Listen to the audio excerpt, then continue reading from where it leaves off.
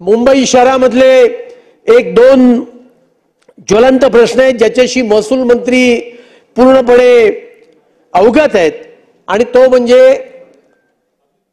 जिल्हाधिकाऱ्यांच्या जमिनीवरच्या उभ्या असलेल्या सहकारी गृहनिर्माण संस्था।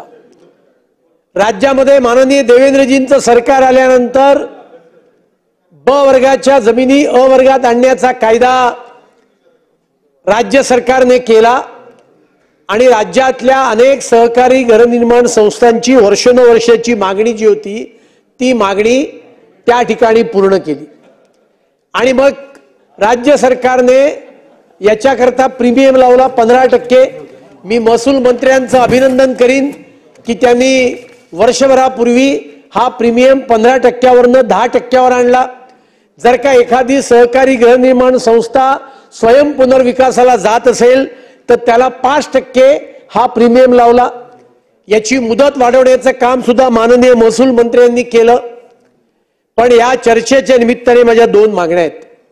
पहिली मागणी आहे की असं 5% आणि 10% हे परत त्या ठिकाणी काही ना काही व्यवहार अधिकाऱ्यांच्या हातात निर्माण करण्याचं एक यंत्र आहे आणि त्यामुळे सरळ सोट 5%चा निर्णय या राज्य सरकारने करावा अशी माझी अत्यंत आग्रहाची आणि कळकळीची मागणी आहे।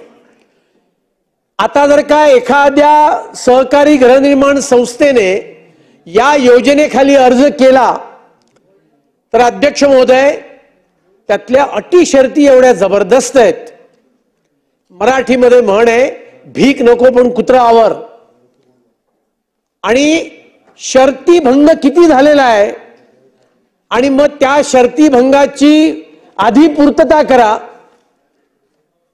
आणि मग ती पूर्तता झाल्यानंतर त्या सहकारी गृहनिर्माण संस्थेला 10% रक्कम भरून त्यांची जमीन ब वर्गाची अ वर्गात आणण्याचं काम केलं जाईल। आणि काय अटी शर्ती आहेत?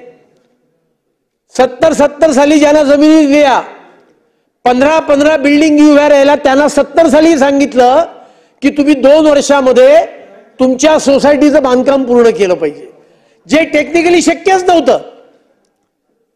आणि त्याच्यामुळे माझी आपल्याला विनंती आहे, आपण 10% रक्कम घेताय, 10% रक्कम घ्या आणि सगळ्या अटी शर्ती या माफ करा।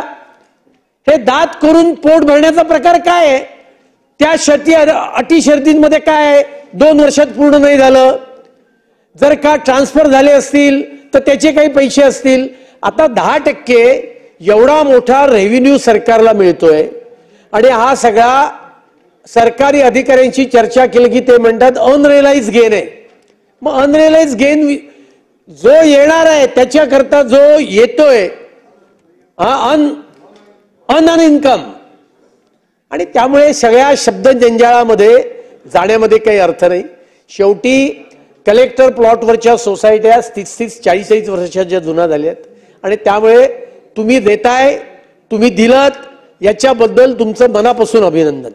पण ते देतायत तर चांगल्या उदार मनाने सुरळीतपणे सहजतेने ते दिलं गेलं पाहिजे अशी मागणी या चर्चेच्या निमित्ताने मी करतोय।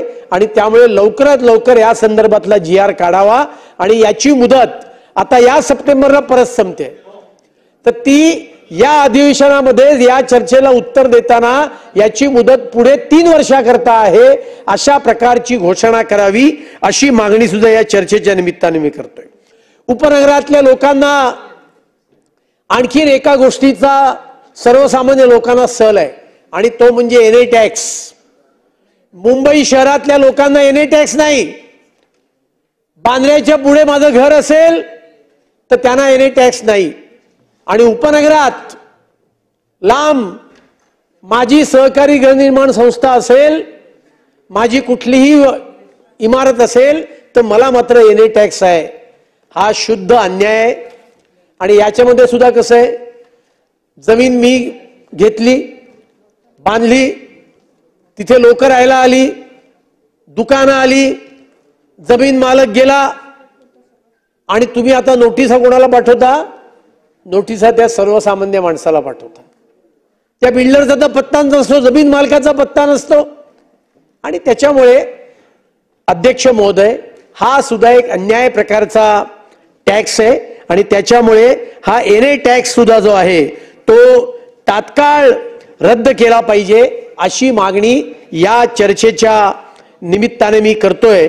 अशी माझ्या मतदारसंघातली अशी अनेक उदाहरणं आहेत की लँड रेकॉर्ड धड नसल्यामुळे वर्षानुवर्ष त्या ठिकाणी संघर्ष चालू आहे, लोकांचे प्रश्न त्या ठिकाणी प्रलंबित आहेत आणि त्यामुळे अशा सर्वच गोष्टींमध्ये लक्ष घालून या सर्व नियमांमध्ये ही सुटसुटीतपणा आणावा अशी मागणी आणि सिटी सर्व्हेची ऑफिसेस हे अधिक चांगली करावीत ही मागणी मी या निमित्ताने करतोय.